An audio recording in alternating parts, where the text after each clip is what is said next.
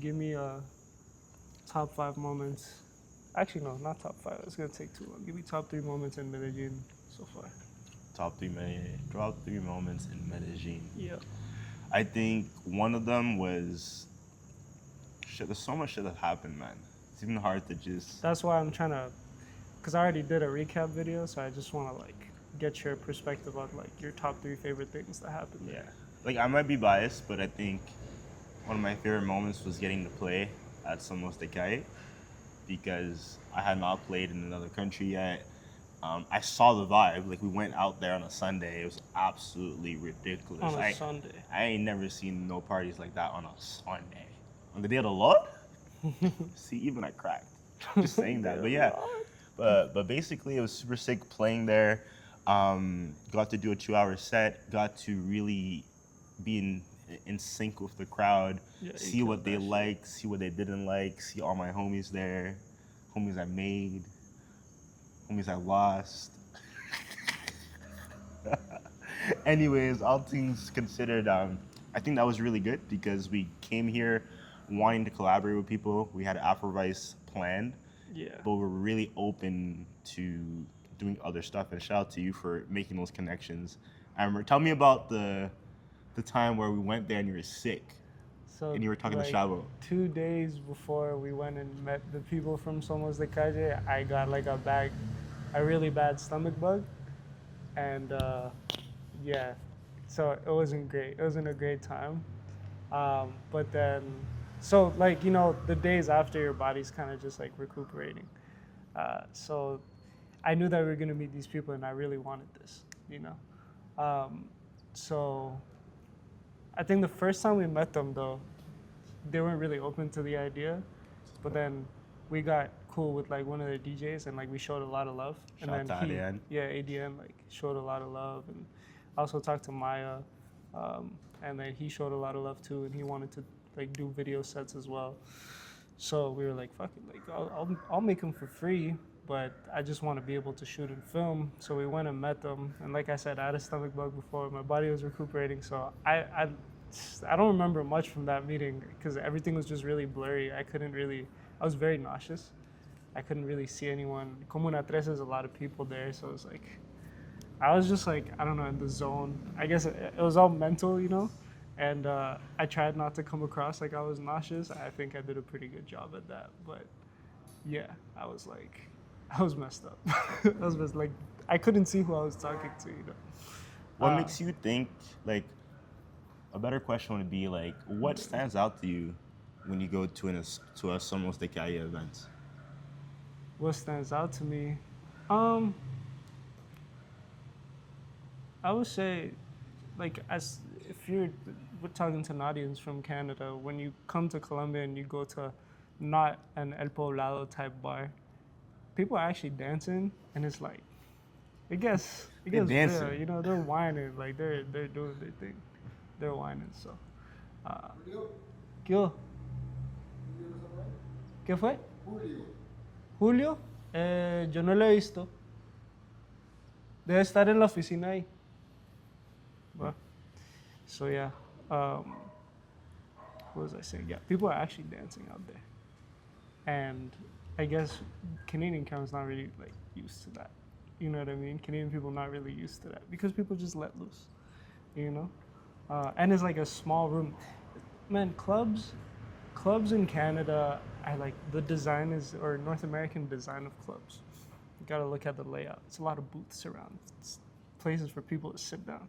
And when you go to the hood, there's no booths. There's like tables, but they're all standing tables. There's no seating. Yeah, a high table. That's it. Yeah, there is no seating. Like if you're trying to go to the club, like in the hood, to sit down, good luck. You're not gonna get to sit down.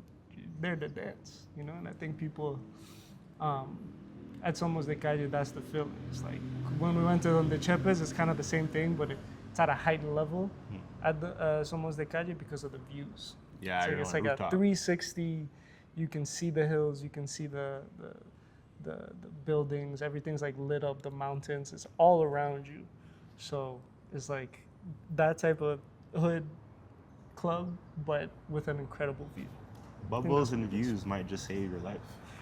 You know, on a Sunday, On a you just Sunday. thank the Lord, The pray for Lord, the man. Lord. We did our thing on a Friday, but I think you did a really good job though. And also, like, it's your first time playing in front of a Colombian crowd, and you did good. You did good. People are dancing. Like, people came up to me later and telling me like, "Oh, your boy did really good." You know, like it was a vibe. Like people enjoyed it. So That's all we wanted, man. you know, your DJs. Every DJ I talk to is like super critical on themselves. I wonder why that is. Like Because even yeah, no, go ahead. like even myself, just like the act of like posting mixes, being very visible, it's not something that comes naturally to me. Like, you know, some of us DJs, we just want to kind of play the music and let the music kind of like speak for itself. And to a certain degree, I do think it does. But like one thing I'm learning, and then something you stress as well, is that you're also delivering a performance. You're delivering a show. You know, you want to make people feel like they want to be part of it, and that's definitely something I'm looking to work on. And I think some of it comes down to just enjoying the music that you play. It's like, yeah, like you want to do these transitions, you want to, you know, make sure you're getting that mix just perfectly right, but also, are you taking some time to like feel the music a little bit more? Like if it's perfect, it's an AI mix. True. I'm not looking at a DJ set or a DJ mix looking for perfection. I'm looking for the imperfections because it lets me know you're human. And also like in those imperfections, it could just be a moment where you're genuinely enjoying the song and dancing to it. Then you do a little fuck up, but then you get it back. Like those type of imperfections means you're human, and that's what people are going for. Like that's what I'm looking at the video for. You know what I mean? Like you're enjoying the song so much, like, oh shit, that's right, I have to do this. You know? I'm working. I think, bro, I think that type of thing. I'm an artist, so I used to be like you. When I started making music, I wouldn't post my face. I would just like post my music, and then people started liking it. And then I was like, okay, maybe I should do more content. Maybe I should do more this and that. Gotta get out of that mindset of like, if I'm gonna post it, it has to be perfect. Like, stop that. Because nothing's ever gonna be perfect. And if anything, like I said, people are looking at your sets, looking for the little beautiful imperfections that are there. Because I could just go on YouTube and look for a DJ mix, like a Afrobeats DJ mix. Yeah. You know what I mean? And get like that perfection thing. But that's not why these videos are popular now. They're popular because there's imperfections. And DJs fuck up, but they're having a good time. And it's the energy you put out. It's a performance you give, you know? So, yeah. Special shout out to a couple of DJs that we've been working with. At the end, energy's crazy. He's the first DJ from Someone's the Cali that we heard. Really like the energy, song selection, Maya as well. Yeah, he had his lid at like 7 p.m., bro. Yeah. Playing the right songs. What I like too is that they all have like, I'd say Someone's the Cali is more of like an urban kind of style. You know, they're not playing that much like it done unless it's classic. It's for the bubbles, it's for the vibes, but every DJ has their own little bag. You know what I mean? Yeah, Maya's like reggae, dance hall, then ADN's like hip hop, but also Afro beats. And he'll give you like that niche dance hall from Colombia too. Yeah. And like Shatta and all that Shatta, stuff. yo. You know, it's interesting. It's impossible not to want to dance. And I think like they get it. Like the music speaks for itself. When the music's too good, when the music's amazing, like you gotta dance. You're gonna bop a feet. You're gonna, you know, bop your head. You might bop a bubble.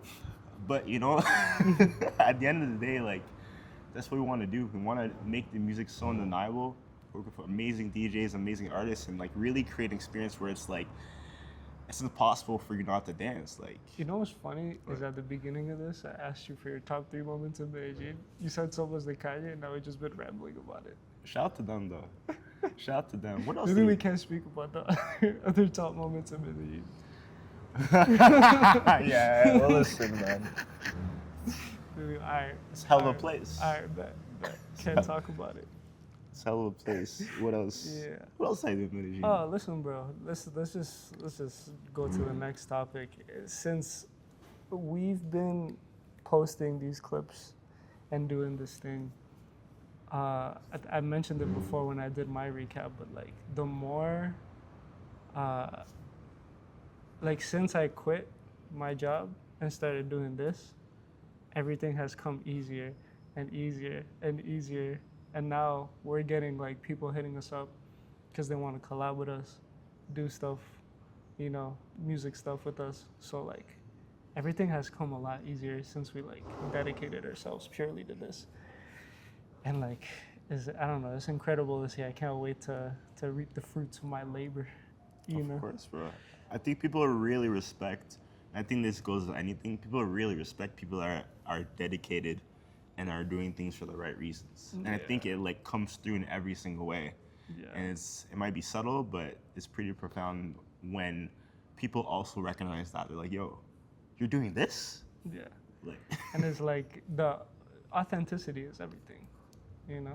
If people can tell you're authentic, because we genuinely, y'all know us, like we genuinely love this music. Like we love it, right? So then when that energy kind of gets transmitted, it's just people recognize real eyes realize real lies. You know what I mean? If people recognize we're in grade the 8. truth. Yeah. People recognize and respect what we do, because we have this genuine love for it. And like I think as long as we keep that, we always said we put music first. As long as we keep putting music first, it's gonna go on. I'd say like everything we did also is like it's only been a month and it's been practice.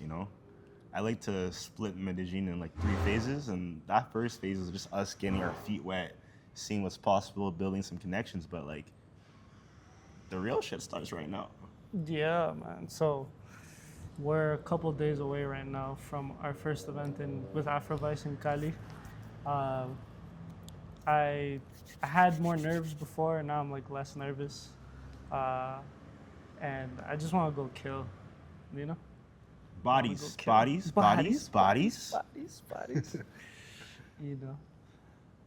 didn't know your other last name was Saint. It don't make sense now. Jafra Saint. Shout out to mama. I'm very excited. This is when it starts. 3 dates, and then what's cool is that all the work we've done, the connections we made, is actually lining up other stuff as well, which we're going to be pretty excited to announce as it comes. And y'all in Canada, you ain't ready. It's game over. I pretty much planned everything till June. Yeah. So y'all think that we forgot about you, but no, we're coming with a vengeance. But bringing it back, like playing in Cali, playing in the middle of the night. So I'm very grateful to be able to play in front of that crowd here. There's a big Afro community, and I'm just excited, man. There's no other way. Like I've been mixing, and like, every day. Yeah, I've been mixing every day, B. I mix every day, B. And I'm just looking forward to be able to play, connect. I learned a lot from my last set, and I'm ready. I'm locked and loaded. We're gonna do the thing. Like, I think nerves is a real thing. I think that like when we step in there and we see a big crowd, we're gonna feel it. But that just means that you're alive. Yeah, I mean, this is gonna be our first time playing in front of thousands, right? Yeah. So it's like, I guess it's a benchmark. It's like a goal we set for ourselves, but it's just the first time. I think a couple of years from now we're gonna look back and be like, oh, I remember that's the first time we played in front of thousands of people, like, Yeah. And then we're gonna be like, damn, we've done that a lot, like in the next few years when we look back at 100%. this, But yeah, nerves are real. Just means we care, and that we're locked in, man. Like, I don't have nothing else going on for me right now. Like, I just have this, so I'm so like, hyped, about everything that's been happening, and it's a lot of work. I want to do this full time, so it's a lot of work.